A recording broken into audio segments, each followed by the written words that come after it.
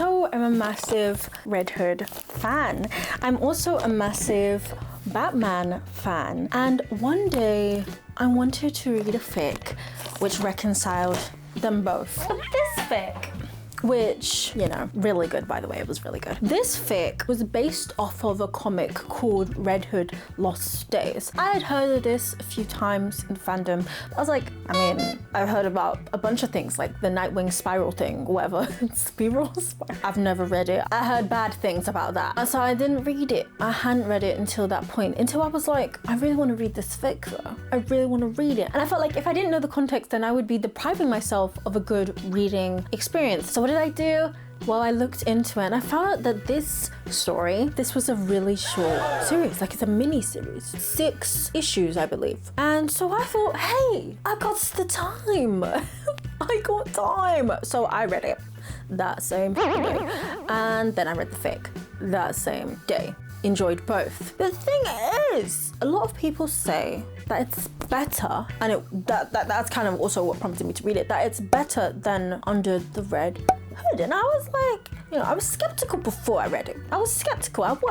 But now that I've read it, I'm thinking about it. You know, I'm thinking about how good was this really? I mean, it's an original story. You know, it's hard to gauge. Is this an immersive masterpiece that perhaps even beats Under the Red Hood with only 6 issues compared to Under the Red Hood's like a bazillion? Or is it overrated? Is it overhyped? Is it overcooked? Because everybody loves this, except from one incident we don't talk about. So I'm gonna make my own narrative immersion score to break down how good I feel this story actually was. But just before I get into it, hi, I'm Inozia. I use psychology and humor to discuss fiction. And if you like this video, if you like my channel, by the end of it, please engage with it so that the algorithm doesn't toss me aside like a used tampon. Now let's get into it. Spoilers ahead, obviously. By the way, this is kind of like my Red Hood plushie because there's no real good plushies of him that I could find at an appropriate price. I'm gonna buy some stuff from Etsy, but you know, everything's sold out. My gosh! And this is my little Batman one from ages ago that I've had for ages, so I'm gonna be squeezing these throughout. So Red Hood Lost Days was a 6-issue series exploring Jason Todd's personal journey from the Lazarus Pit to the Under the Red Hood arc. It shows him grow from a boy to a man. He goes to talk to different teachers, he gets trained, he has this weird relationship with Talia al Ghul, who's kind of like his caretaker. At the end, kind of violates that. Really, she's manipulating him, but also caring for him in her own odd way and ensuring that he can train the way that he wants and he can plot to kill his own father and to kill his killer as well. So she just kind of enables that, even though people around her are like, what is wrong with this guy? And she's like, let him cook. Because the thing is, Jason is being trained, right? But he's killing half of his teachers. His teachers are very, very bad. All of the time, whenever they show him killing or ruining the plans of his teachers, we're always cheering because it's showing that even in his vulnerable state, he is still a good person. You know, he's still trying to protect the innocent, which is just chef's kiss. But it's good characterization. But we also do watch him. He goes to Gotham and, get this, spends a total of 3 hours, planting a bomb underneath the Batmobile because it has like very vivid and good sensors, so he has to move an inch every, what was it, minute or 2 minutes or 5 minutes? 3 hours to consider, to reevaluate. And he still plants the bomb under his dad's car. Listen, I get why his associates were a bit concerned. But the good thing at the end of the day is that he doesn't blow him up. He takes 3 slow hours to plant this bomb, but doesn't kill Bruce. He also captures the Joker, is ready to kill him, but doesn't kill him. Because apparently he wants us to be dragged out. He wants us to be long. He doesn't want people or them to not know who did it and not know why they died. He wants it to be dramatic. But I really think that it just showed that he had a little bit of sanity left, you know?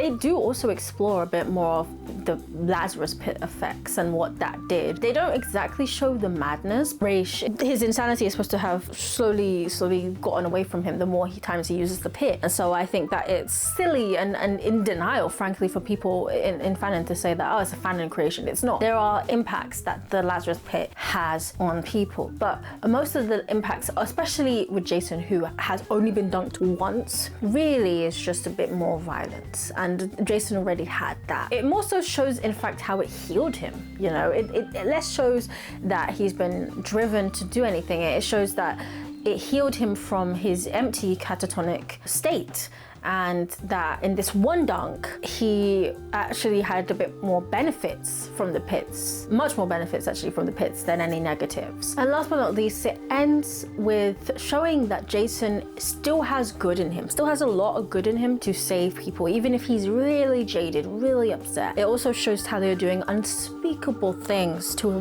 vulnerable child who she literally is watching grow up. And it also shows Jason ratting Bruce out to one of his worst enemies, Hush, which really annoyed me. But whatever. All of this in the last, I think, 6 or so pages could have been cut and I'd have been a happy girl. But they were there, so I've got to at least mention them briefly. But yeah, that's what Lost Days was about. It's a very good key that I use regularly to check if something is immersive.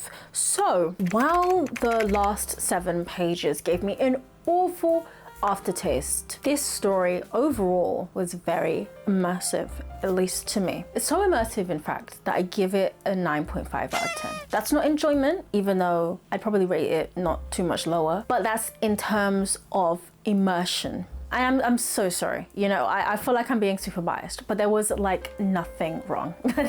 Just a tiny little thing. It was near perfect story in all ways and all senses of the phrase. But like I said, I did have an issue that I don't think Under the Red Hood had. What could have been better?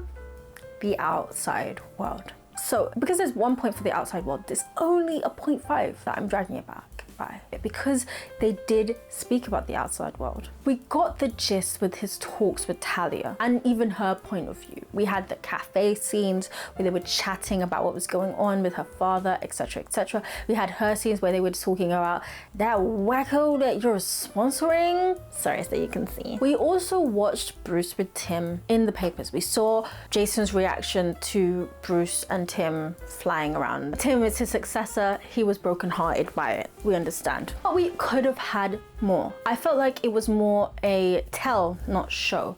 You know, we didn't see the context of what was happening. I know that it was a short story. I know that perhaps it would have felt a bit odd and hard to show the context of what was happening, but I think that it did take away from it. I felt like I was a bit boxed in, just a bit boxed in to what was happening. So I had a bit less of an understanding of how people around Jason were thinking about Jason. You know, just briefly, or just thinking about the world, like what was going on in the world at the time. It was hard to gauge, except from the teachers that he was talking about. It was just lacking, just ever so slightly. So what I would suggest, you know, if we had Raish's point of view, apparently he died. I don't know, so if we could have seen a little bit of that, maybe even in Talia's point of view, but Raish would have been good because he'd already spoken kind of about how he thought about Jason, so it'd have been nice to hear more about that. Maybe even Bruce's point of view, you know, when he was about to be blown up, maybe we could have had a bit of an alternate point of view at some point about that, or maybe Jason stalking Bruce for a little longer to see what Bruce is up to see what Tim is up to, just a little bit, just a little bit, because I don't think at all Under the Red Hood struggled with that, because we had everyone's point of view, and that really did make a difference in making the world feel slightly more full. So if I had to criticize it on any front, it would be that the outside world just could have had a bit more detail, just a little more depth, so we really felt like we're in another world and it's not just Jason's world and Jason's point of view. But that was pretty much it. I mean, the rest was perfect practically. But what stood out to me even more than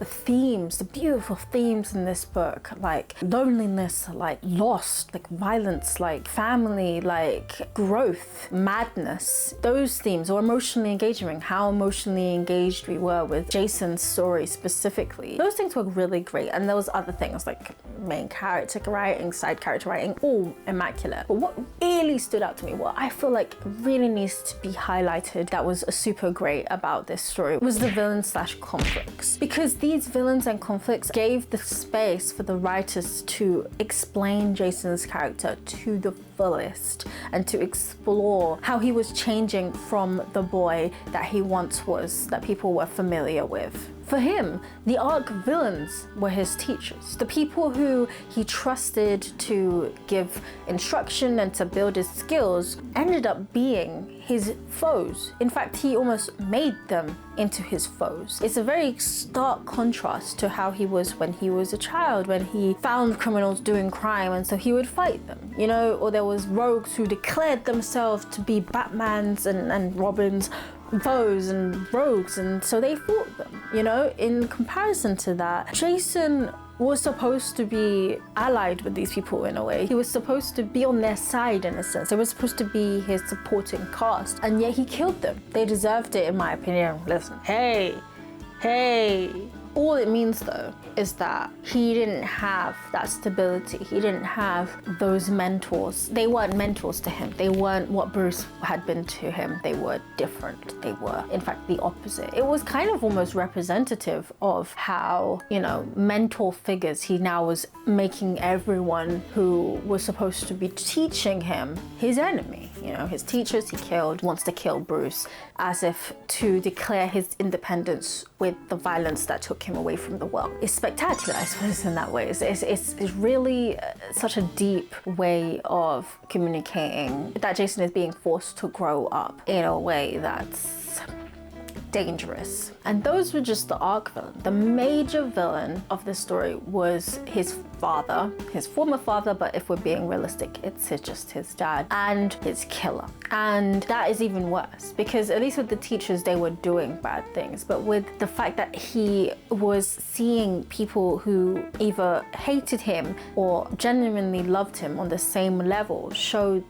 the level of rationale Jason was feeling at that point, or like how he couldn't really differentiate between love and hate, how he was striking out against everyone who he felt did him wrong, not really understanding where the lines were. And it showed that, it explained a lot of his actions in the following Under the Red Hood arc, how he, with Onyx, if you guys haven't read, it's really good, but I'm just very briefly going to mention Onyx. She's this character who is supposed to be an ally to the Bats, and he struck out against her because she was considering maybe taking him in for being a criminal, even though she wasn't necessarily being super violent about it. He just completely goes and cuts her shoulder and really acts like a villain, and it shows that he's not understanding of the lines. Everyone's a villain to him and he's a villain, and everyone's a hero, but he doesn't want to be a hero. It's a big bloody mess, literally a big bloody mess, and it just shows the conflict in his character, you know, because the major conflict in this was within. The reason why everyone felt like a villain, the reason why everyone was made into an enemy, the reason why even Jason felt at some points like he was walking a thin line, was because the conflict was in himself, and the fact that he couldn't trust anyone, the fact that he didn't know what his place was, the fact that he didn't know how to move forward. All he knew is that he wanted to learn how to fight, he wanted to learn how to kill, he wanted to develop his skills so that when he was ready to do what he needed to do, i.e. kill Bruce and kill Joker, he would know how to go about it best. And then even when he did do it, he was hesitating because of X and Y reasons, and you see in the Under Red Hood arc when he makes the confrontation at the very end what it was, and you really see when he speaks to Bruce face to face, him breaking down, him crumbling. This build-up is hard ass. No confrontation. I'm going to kill them. I'm going to end their lives. And Talia as well. Like, I know she doesn't care about me, but I'm going to just go with it. And barring what happens at the end, we're just going to have a strict relationship. And I'm just going to move on and save people and help people. And it's all fine and dandy. But then you realize that he's really not human in this sense. Like, he's becoming firm in his beliefs, which is what builds him to be a man. You know, what builds builds him to have that determination. And he is transitioning extremely from how he was as a child to being, like I said, a man, not just physically. But mentally, the conflict isn't resolved. It's not. And I think that it was great that they did that. It wasn't supposed to be in this arc. Anyways, the conflict not being resolved kind of really did show that he reached manhood. He reached knowing what his goals were firmly in life, I suppose, but he never became a human. There was no conflict resolution in this. In fact, the story was made up of conflicts. And so I think it really does make it even more beautiful. Like I said, when he crumbles in front of Bruce and he really shows how much he cares about him and how much he wants him in his life and how much he misses everything and how much what he was there for was for Bruce to show that he loved him. And it's the start of a beautiful story. I just love Jason's comeback arc, and even though the arcs after it kind of suck, so I just read fanfic to deal with it, this is a wonderful transition from death in the family to Under the Red Hood. So that's why I think that people aren't capping. It is genuinely an immersive masterpiece of a short story, barring the last 7 pages of the story. If you want to do one thing, then subscribe.